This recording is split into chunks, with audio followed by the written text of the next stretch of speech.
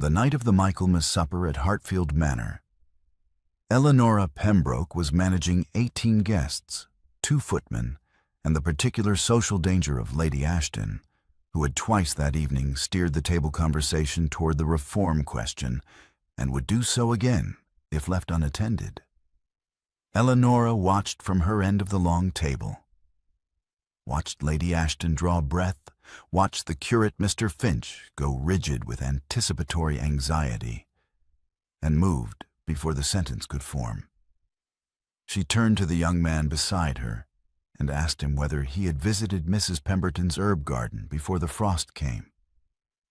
And the question landed precisely where she needed it to, pulling Mr. Finch's attention away from the political gathering storm and into a conversation that could not offend anyone. Across the table, she saw the second footman hesitate near Lord Ashton's glass. It was not yet empty, but it would be in 40 seconds, and an empty glass at a Hartfield supper was a failure she did not permit herself. She caught the footman's eye with a look that communicated everything necessary, and the decanter moved. 18 people in this room, and not one of them knew she was holding them all in her hands. That was how she had built it. That was how it worked. At the head of the table, her husband, Adrian Lord Hartfield, was watching Lady Isabel Courtenay tell a story about a fox hunt in Hampshire that had apparently ended with the fox winning. And every person within 6 feet of her was laughing with the helpless, leaning-in pleasure of people who have been pulled toward a warm fire on a cold evening.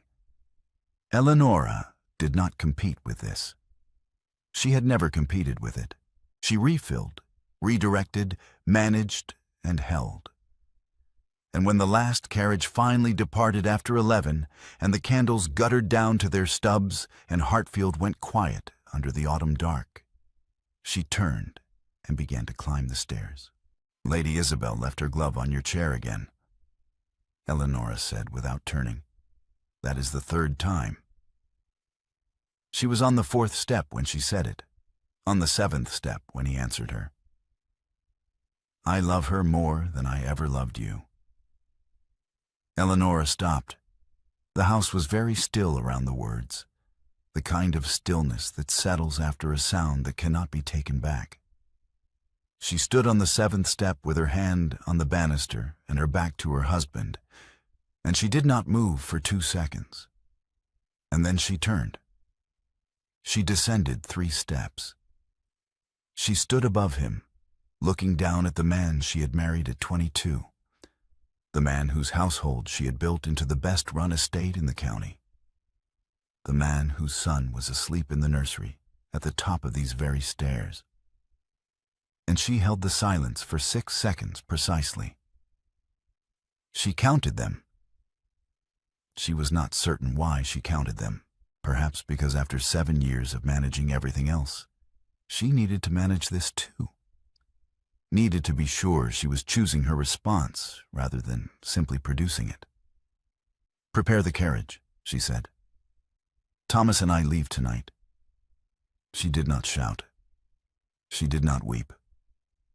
She turned and continued up the stairs, and her hand on the banister was steady. 40 minutes later, in a rain that had begun without anyone noticing, Eleanora descended those same stairs with Thomas wrapped in his traveling blanket and her one maid Clara, carrying the smaller trunk. The larger trunk had already been loaded. Adrian stood in the entrance hall. He had not moved from the foot of the stairs, or perhaps he had moved and returned. She did not know and did not ask. She passed him without speaking. Thomas, half asleep and warm against her shoulder, lifted his face and said, "Papa." And Adrian said, "Go with your mother," in a voice that had lost all its architecture. Outside, the carriage waited in the rain. Eleanora settled Thomas against the seat and tucked the blanket around him. And then she stood in the carriage door for a moment and looked back at Hartfield Manor. At every window she had dressed for winter, at the kitchen garden she had planted in the first year of the marriage when it was still bare earth, at the schoolroom window on the east wing where 14 children came 3 mornings a week because she had arranged it, at the still room where the Michaelmas baskets were already prepared for the quarter-day tenants. She looked at all of it. She looked at Adrian, standing in the light of the open door with the rain beginning to reach him. He lifted his hand. She could not tell whether it was a gesture of farewell or whether he had simply raised it and then forgotten what he meant to do. She stepped into the carriage. She did not look back again. Word reached Lady Isabel Courtenay within 48 hours, as word always does when it travels through the servants' network of a county that has been watching a marriage for 7 years. She appeared at Hartfield on the second morning after the supper, and she did not send her card up first. Adrian received her in the library. "I will not sit," Lady Isabel said. She was standing near the window, and the autumn light found her exactly as it always did. And for once, she seemed to find no pleasure in the fact. "I am here because what you said has been repeated to me, and I want you to hear from my own mouth what I think of it." "Isabel," Adrian began. "You used my name as a weapon against your wife," Lady Isabel said. "I did not ask to be your ammunition. I did not ask to be the sentence you reached for when you wanted to wound someone.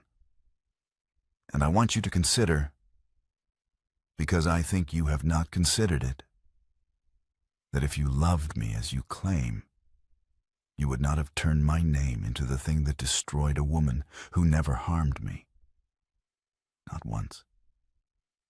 In 7 years of knowing me, Eleanora Pembroke never said a single word against me. She managed your house so well that I was comfortable in it every time you invited me. And you used my name to tell her she was worth less." Adrian opened his mouth and closed it again. "I am withdrawing from the county," Lady Isabel said. "I am going to my sister's house in Derbyshire, and I intend to stay there until this has passed. I do not wish to be the story that people tell about this. I am telling you this not because I owe you an explanation, but because I think you should know that the woman you claim to love more finds your claim contemptible." She paused. "Good morning, Lord Hartfield." She left. The door did not slam. Lady Isabel Courtenay had too much composure for a slammed door, and that somehow made it worse. Adrian stood in the library for a long time after her carriage departed. The fantasy he had built over 18 months. The idea of a woman who required nothing of him, who was simply brilliant and present and warm without needing anything in return. Departed with Lady Isabel's carriage, as completely as if it had been loaded into the boot alongside her luggage. He was left with neither woman, and no story he could tell about it that reflected well on him. 10 days later, the Michaelmas quarter day arrived. 20 tenant families came to Hartfield expecting what they had always received. The baskets Eleanora prepared in the last week of September. The rent adjustment she had negotiated with Mr. Perkins, the estate agent, and the remedies she compounded herself from the still room. The willow bark preparation for old Mr. Farnham's knees, the calendula salve for the Henderson children's eczema, the tincture Mrs. Meredith took for her lungs every winter. They came expecting all of this, because it had been there every Michaelmas for 7 years without fail. Adrian had none of it. He stood in the estate yard with 20 families arranged before him, and the baskets conspicuously absent, and Mr. Perkins beside him looking at his boots, and Mr.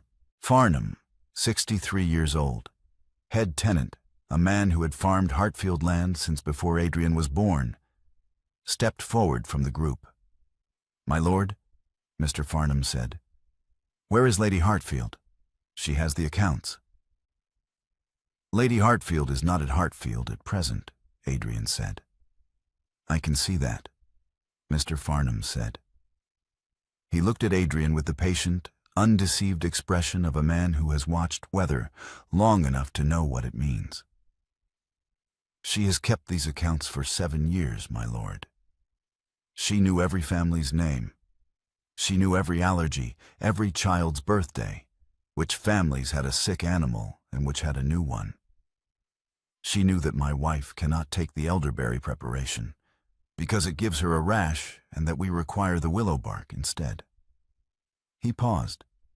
You do not know my surname, my lord. The silence in the estate yard was absolute. Farnham, Adrian said. Yes, said Mr. Farnham. Farnham. You have known me for 35 years, and you needed a moment to arrive at it. Your wife knew my surname before she had been here a month. She knew my daughter's name, my son-in-law's trade, and the name of the dog we lost in the spring. He turned to the assembled families, then back to Adrian. We will come back next week, my lord. Perhaps the matter will be resolved by then. The families dispersed. The county knew within 3 days. Eleonora settled into the cottage in Whitstable with Thomas and Clara, and she built a new routine with the same quiet efficiency she had brought to everything else. She took pupils, French, household correspondence, music theory for the daughters of 3 local families, and organized her days with the discipline her father had taught her. Teaching in the mornings, mending in the evenings, Thomas's lessons in the afternoons, using the methods Dr. Barwick had used with her. The cottage was small, and the windows let in the sea air. And Thomas asked every morning whether they were going home yet. And she told him every morning that this was home for now. And he accepted this with the adaptability of a 5-year-old who had his mother and his toy soldiers and considered this sufficient. Lady Sybil Pembroke, Dowager Marchioness of Hartfield, 61 years old and the architect of the marriage she was now attempting to repair, sent a letter to Eleonora's cousin Margaret in Whitstable. Eleonora read it at the breakfast table while Thomas ate his porridge. The letter instructed Margaret to prepare Eleonora for her return to Hartfield, framing the departure as a temporary episode brought on by the strain of the season. My daughter-in-law has always been sensitive to the demands of entertaining, and I am confident that a period of rest will restore her to her proper disposition. The letter did not mention the staircase. It did not mention Adrian's words. It did not mention Lady Isabel Courtenay's name. It treated the departure as a woman's inconvenient nerves, rather than a woman's considered decision. Eleonora read the letter twice. Then she set it in the fire and watched it burn. She did not reply to Margaret, and she did not reply to Sybil. Sybil came herself 3 weeks later. She arrived in the larger of her 2 carriages, which was itself a statement, and she sat in the cottage's single decent chair as if she had chosen it herself, and looked around the small room with an expression that was almost kind. You cannot mean to stay here indefinitely, Sybil said. I mean to stay here as long as I choose to, Eleonora said. Eleonora. Sybil's voice shifted into its warmer register, the one she used when she wanted something. Adrian spoke carelessly. Men do. It is not a reason to leave a title, a house, and a child's home. Thomas is with me, Eleonora said. He has his home. He has a cottage, Sybil said. He should have Hartfield. He will have Hartfield when I decide he should have Hartfield.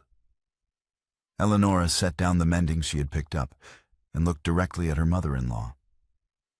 Lady Pembroke. Adrian did not speak carelessly. A careless man says the wrong name at dinner or forgets an engagement. Adrian said what he believed to be true. He said it clearly on the staircase after 7 years of marriage. That is not carelessness, that is honesty. And honesty is worse than carelessness, because I cannot blame it on distraction. Sybil opened her reticule and removed a folded paper. "I have brought you funds. Sufficient to—" She stopped. "No," Eleanor said. "Eleanor, be practical." "I am always practical," Eleanor said. "It is the only thing your son ever gave me credit for. I am being practical now. Keep your money, Lady Pembroke. I have pupils. I have Clara. I have Thomas. And I have the knowledge that I built a functioning estate from a household that was running on goodwill and old habits when I arrived. And that knowledge is mine, regardless of where I sleep." Sybil left without securing any agreement. The parish school at Hartfield closed within the month. No one took over the administration, the correspondence with parents, or the books, because no one else knew where the books were kept, or which children had been excused from the Thursday session on account of harvest work, or that the school's arrangement with Mr. Lennox, the vicar, depended on a verbal understanding that Eleanora had negotiated and never written down, because she had assumed she would always be there to maintain it. Mr. Lennox walked into the empty schoolroom on a Thursday morning and stood among 14 chairs arranged in the order Eleanora had left them, and counted them, and felt the particular grief of a man who has watched something good disappear and cannot identify the precise moment it went. Sybil did not stop at refusing to support the separation. She moved against it.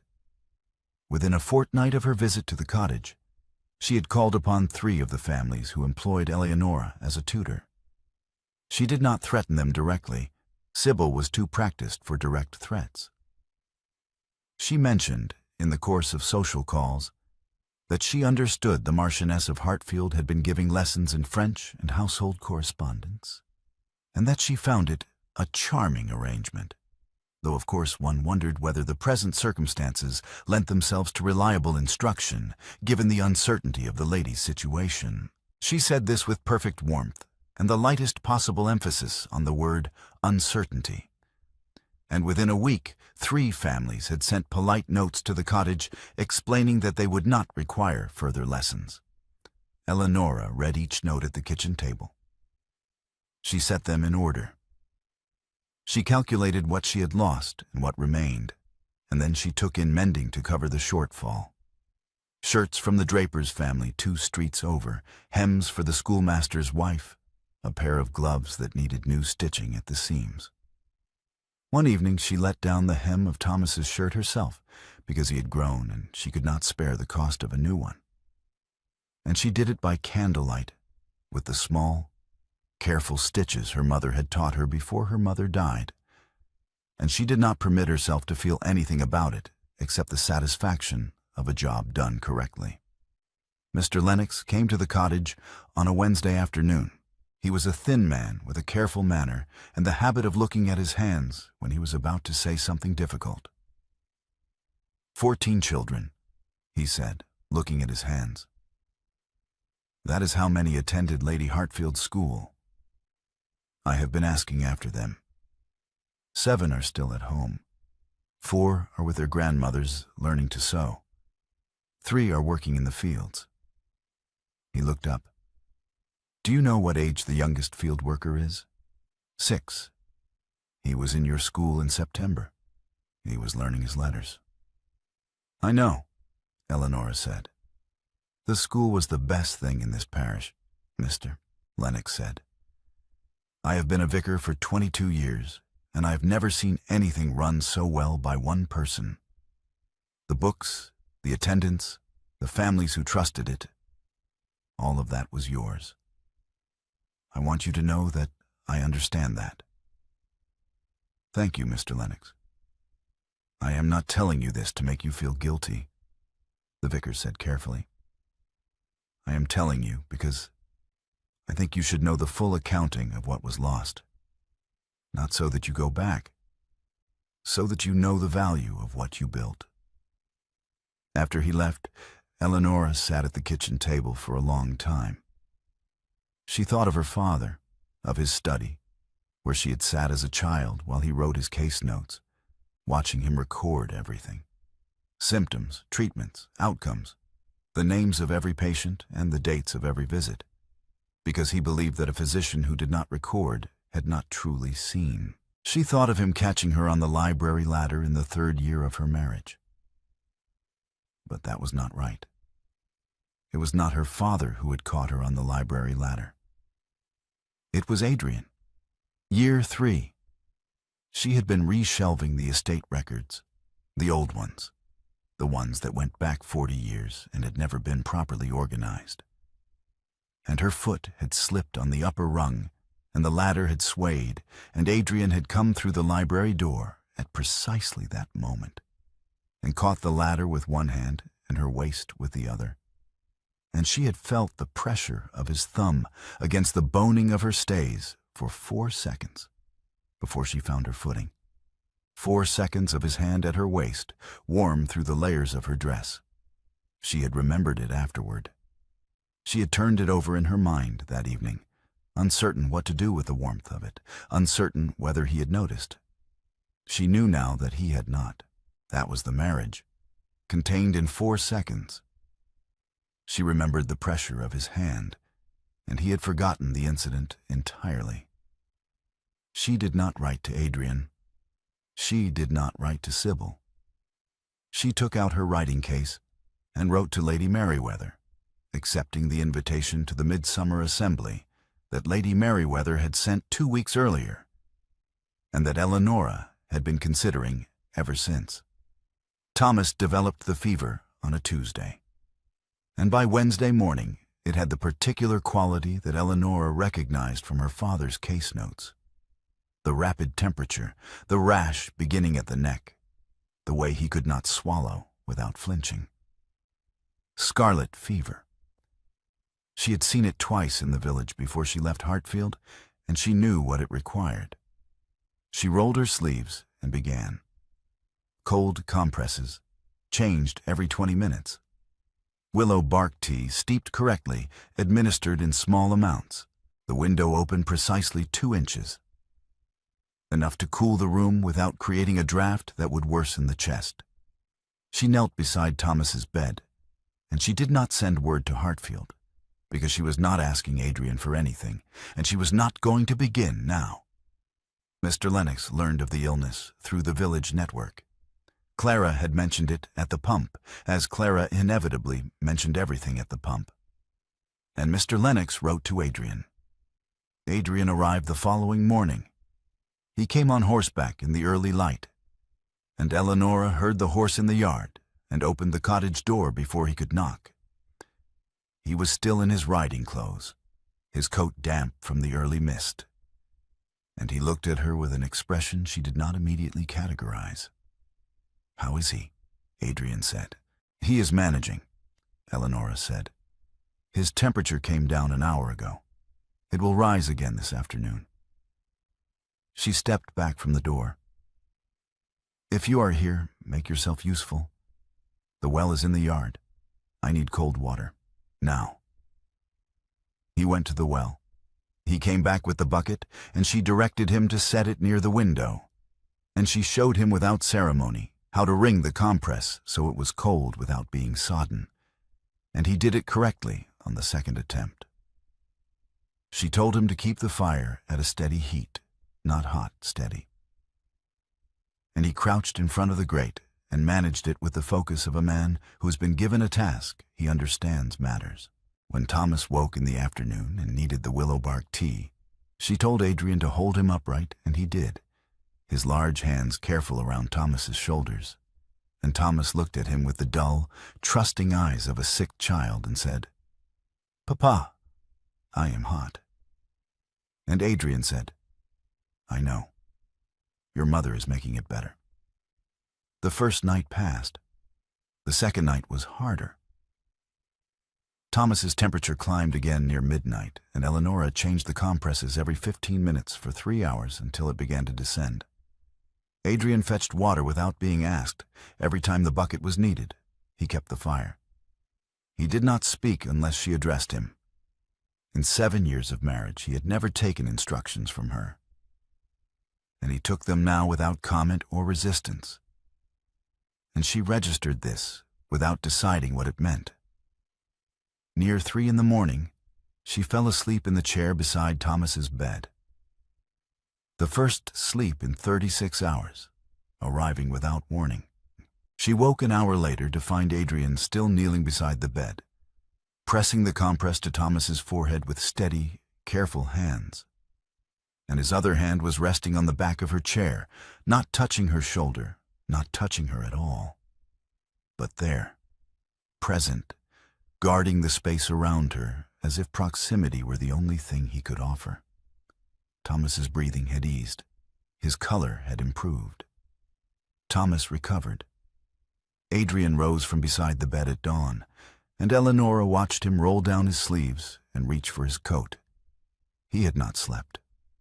The weariness showed in the set of his shoulders, in the deliberate way he moved, as a man does when he is running on will alone. He went to the door. He stopped with his hand on the latch. "Eleonora," he said. She was already turning back to Thomas, smoothing the blanket, checking the temperature of his forehead with her palm. She did not answer. After a moment, she heard the door open and close, and the sound of his horse in the yard, and then nothing but the sea wind and Thomas breathing quietly in his restored sleep. 4 days after Thomas's recovery, Eleonora was on her knees in the cottage garden, pulling the autumn weeds from around the rosemary, when she heard the garden gate and looked up to find Adrian standing at the path's edge. He was not on horseback. He had walked from wherever he had left the horse. She returned to the weeds. He came and knelt beside her in the dirt without being invited. He pulled at a weed, incorrectly, by the stem rather than the root, and it broke off in his hand. "Show me," he said. She reached over and took his hand and pressed his fingers into the soil beside a weed's base, showing him how to work down to the root before pulling. She felt the soil under both their hands, cold and damp from the previous night's rain. She did not release his hand for 5 seconds. Then she stood and dusted her knees. "When Thomas was sick," she said, "you sent for Dr. Hargrove." "I didn't," he began. "You asked Mr. Lennox to write to Dr. Hargrove before you rode to Whitstable," Eleonora said. "I know this because Dr. Hargrove arrived on the second morning and told me he had received your instruction. Your son was in a fever, and the first name in your mind was Dr. Hargrove. Not me. Not the woman who trained with the physician who taught every doctor in this county. Not the woman who has managed illness in this household for 7 years. Not me." She looked at him steadily. "I want you to understand that this is not about the staircase. The staircase was one night. This is about 7 years of a ranking that you have never examined. You have always ranked Adrian. Isabel above me. Dr. Hargrove above me. Your own judgment about what Hartfield needed above everything I told you it needed. I was always below. And the staircase was only the night you said it aloud." Adrian knelt in the garden dirt with the broken weed in his hand. He opened his mouth. He said, "I," and stopped. He said, "You are," and stopped again. He turned the broken stem in his fingers and looked at it as if it contained an answer he could not locate. "I know," he said finally. It was not an argument. It was not a defense. It was barely adequate, and she could see that he knew it. She left him in the garden and went inside to start Thomas's afternoon lesson. He rode back to Hartfield. That same month, Sybil arranged a county dinner at the Ashton house and placed Miss Daventry, 22, an earl's daughter, with a wide smile and no particular history, beside Adrian at the table.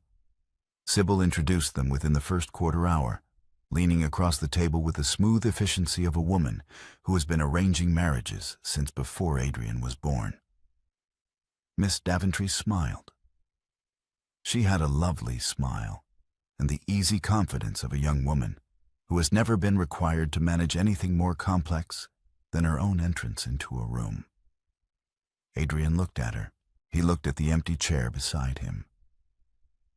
Not Miss Daventry's chair, but the chair on his other side, which no one had taken, which sat empty and straight-backed throughout the meal. He said, "How do you do, Miss Daventry?"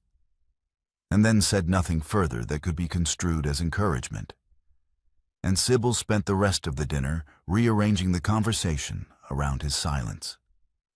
On an evening in early spring, Adrian came to the cottage while Eleonora was mending Thomas's shirt by candlelight.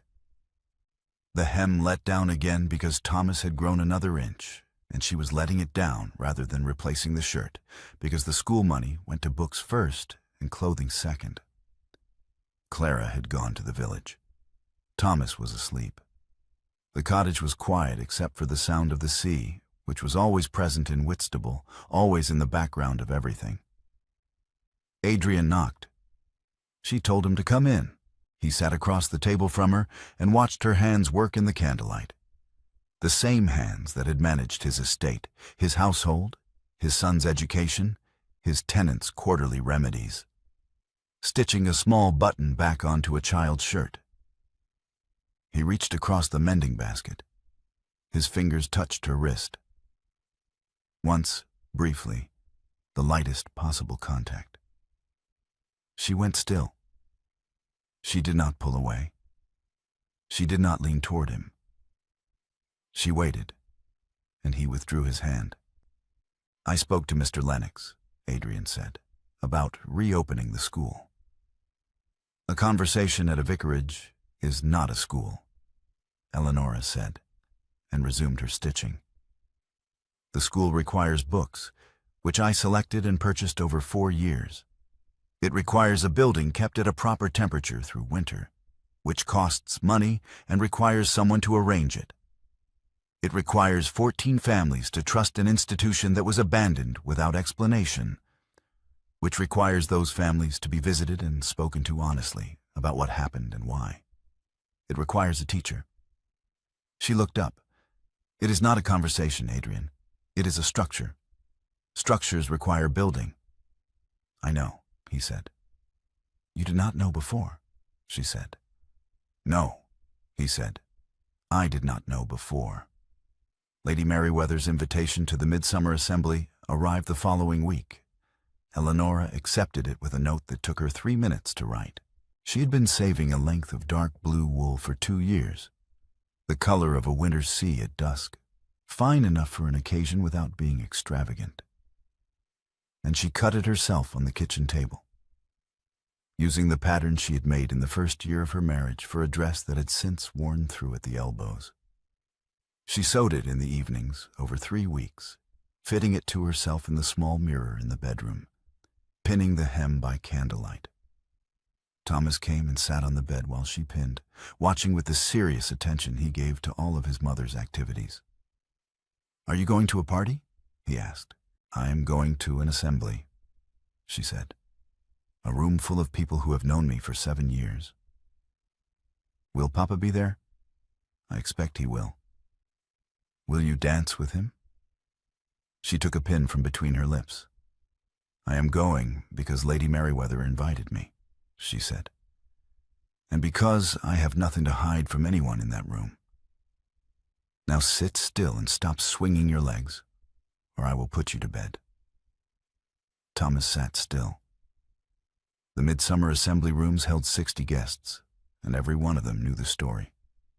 Eleonora arrived in her dark blue dress, with her hair dressed simply and her father's pearl earrings, the only jewelry she had brought from Hartfield. And she entered the room with the same composure she had brought to every Hartfield supper for 7 years. The composure that looked like ease and was in fact something much harder. Lady Merryweather came forward immediately and took both her hands and said, "My dear, you look magnificent," with the warmth of a woman who had been waiting to say it. Across the room, Sybil stood beside Miss Daventry and watched Eleonora enter. She smiled, the careful, socially calibrated smile of a woman who believes she is still managing the situation. Adrian crossed the floor before anyone else could speak to her. "Will you dance?" he said. "No," Eleanora said. She met his eyes directly. "I did not come here to dance with you. I came because Lady Merriweather invited me, and I will not hide from a county I served for 7 years. I am not hiding. But I am not dancing." Sybil arrived at her elbow with the smooth inevitability of a woman who has spent 60 years moving through social rooms. "We have missed you so at Hartfield," she said. "The parish school asks after you constantly." "The parish school closed," Eleanora said, "in October, because no one continued it. These things happen in transitions. Lady Pembroke." Eleanora's voice was steady and clear and entirely without heat, and it carried in the particular way that a voice carries in a room where other conversations have begun to go quiet. "A 6-year-old boy is working in a field because the school closed. He was learning his letters in September. I want you to understand what 'these things happen in transitions' means in practice." The room was listening now, listening, not conspicuously. No one had turned. But the conversations at the nearest tables had thinned to near silence, and Lady Merriweather was holding her glass very still. Eleanora turned. She did not shout. She projected, the way her father had taught her to project when he wanted a room full of anxious families to hear him clearly without being alarmed. "I managed this estate for 7 years," she said. "The parish school. 14 children, 4 mornings a week, books purchased from my own household allowance.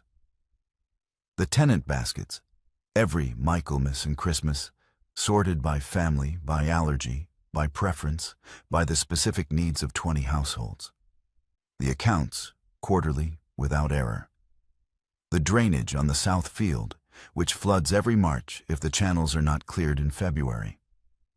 Thomas's education. Every letter to every tenant family.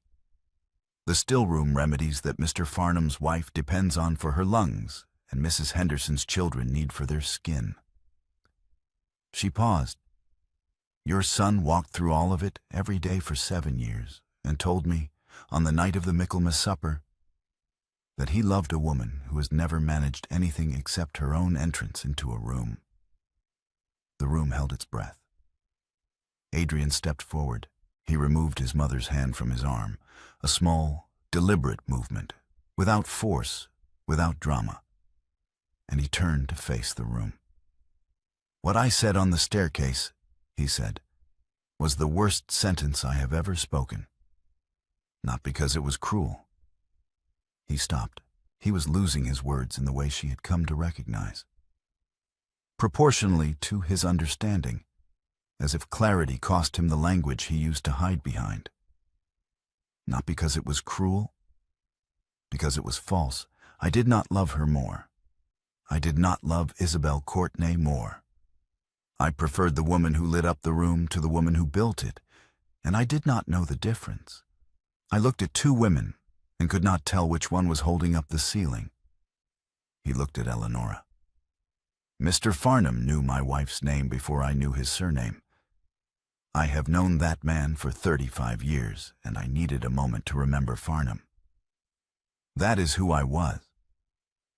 He reached into his coat and set a folded document on the table beside Eleanora. "The Hartfield Parish School," he said. "The deed is signed into your name. Your property. Independent of the marriage, independent of the title, independent of me. It was always yours. I am making it legally yours. Not because I am generous. Because it was never mine to hold." Eleanora looked at the document. She did not reach for it immediately. She let the room hold the weight of what he had said, and then she unfolded the deed and read it, all of it, every clause. And her hands were completely steady. "This does not undo the staircase," she said. "Nothing undoes the staircase," he said. "I know that. This is not a sentence. It is a signature. And it is the first true thing I have put my name on since I married you for a debt I did not owe, and spent 7 years receiving a life I had not earned. Sybil was white. Miss Daventry said something quiet to the woman beside her and excused herself from the room.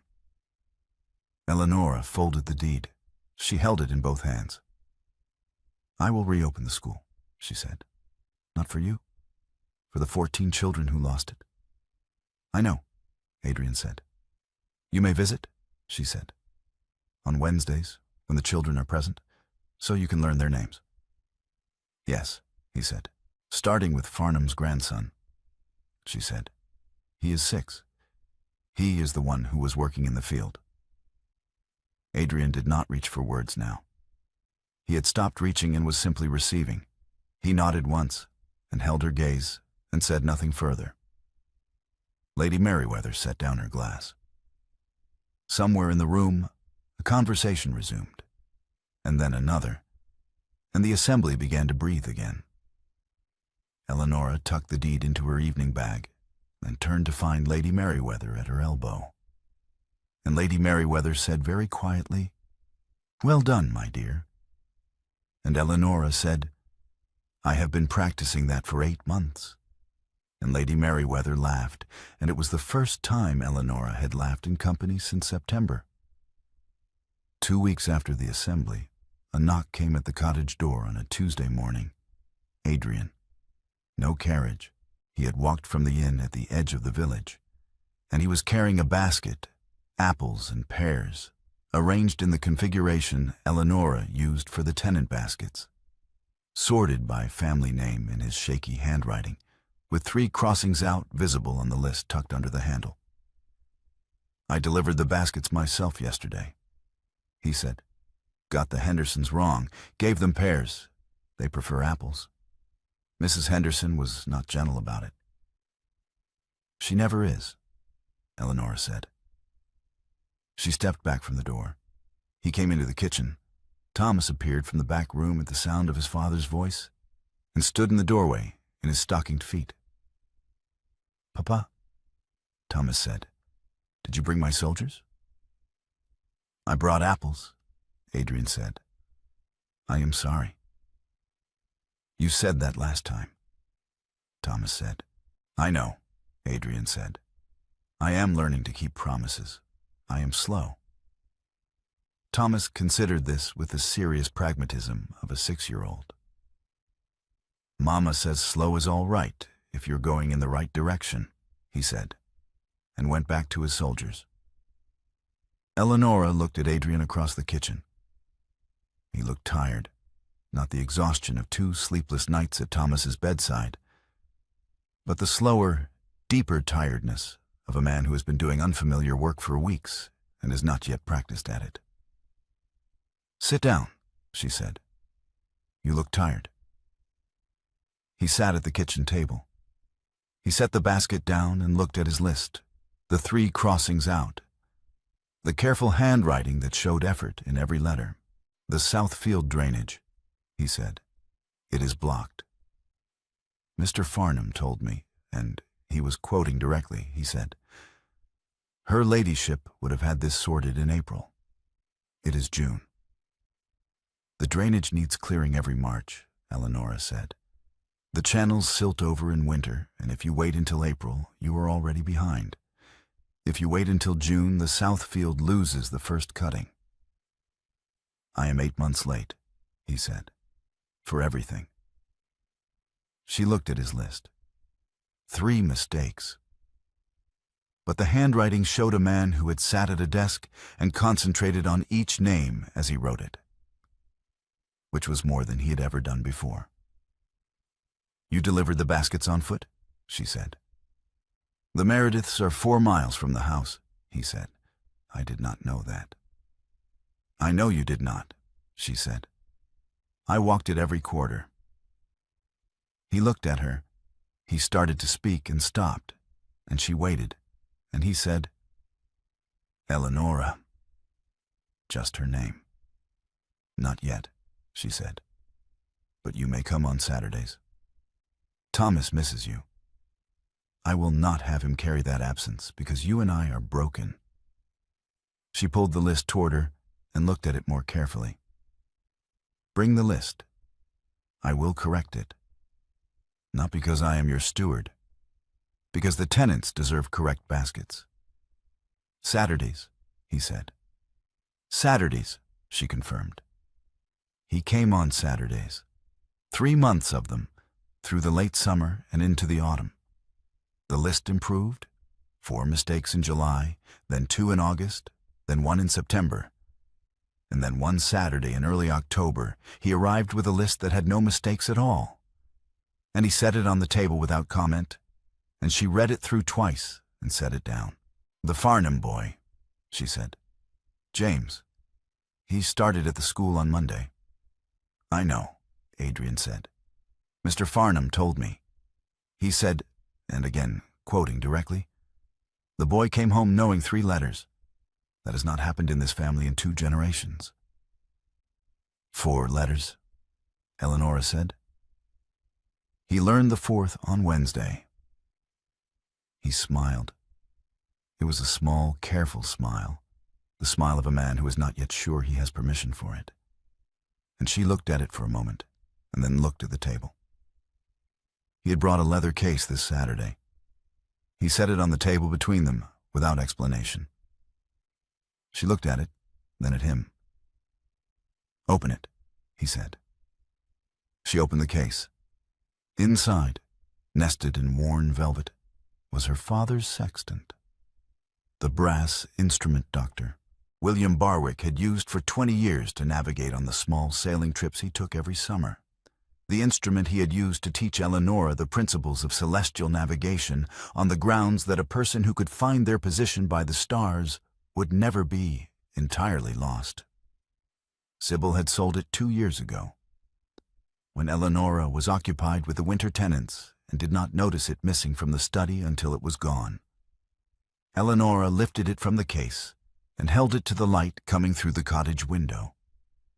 The brass was clean. Someone had polished it. "You remembered," she said. "You told me once that your father taught you to navigate," Adrian said. "That you taught yourself to fight. I thought you should have both instruments." She held the sextant in both hands and felt the weight of it, her father's weight, his careful attention, his belief that a woman who understood her own position could not be made to lose it. She set it on the table carefully. "I am reopening the school at Hartfield next month," she said. "The deed is in my name. The books are mine. The building will be kept warm because I have arranged it with Mr. Lennox, and the cost is accounted for. The children will come because their mothers trust me, not because a marquess sponsors it. That distinction matters." "I understand," Adrian said. "And I will be at Hartfield," she said. "For the school, for Thomas, for the drainage ditch that needs clearing every March, and the tenant letters that go out every quarter, and every single system I built that fell apart when I was not there to hold it. I will be there for all of that." "And for me?" he said.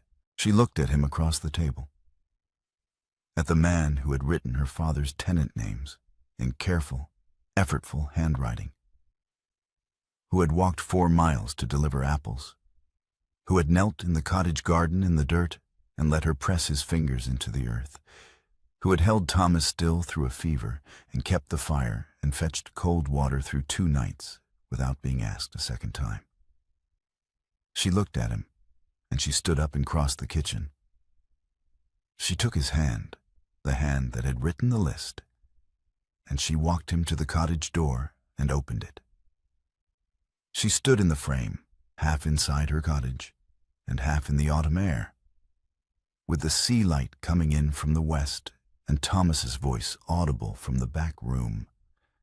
And she pulled him across the threshold by the hand and kissed him in the doorway, in the precise boundary between the life she had built and the life she was deciding whether to re-enter. When she stepped back, she was still holding his hand. "That is not forgiveness," she said. "That is a woman deciding who crosses her door." He did not speak. He was losing his words again.